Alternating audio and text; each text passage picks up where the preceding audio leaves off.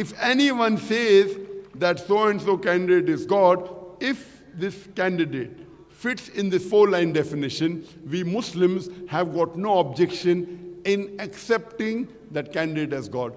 That's the reason the atheists around us, the definition of God that we see around us, does not satisfy the intellect that such an entity can be God.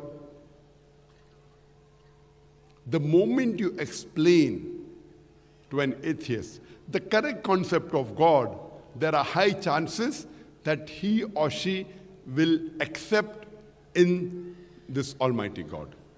I've given a talk on the concept of God in the major world religions. And I've proved that if you want to understand any religion, do not look at the followers. You have to understand what the scripture of that religion has to speak about itself. And if you have to understand any religion, you have to first understand the concept of God in that religion. Because according to the Oxford Dictionary, religion means a belief in a superhuman controlling power, a personal God or gods that deserve worship and obedience. I've given the talk and I've proved that if we analyze the scriptures of the major world religions, all the religions, whether it be Judaism, whether it be Christianity, whether it be Hinduism, whether it be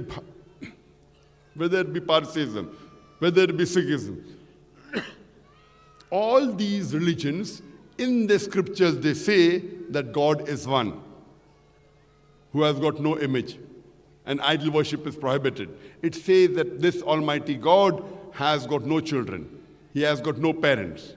So if we analyze and do a comparative religion, all the religions in the major scriptures, they mention about the concept of God, which is the same as Surah Ikhlas.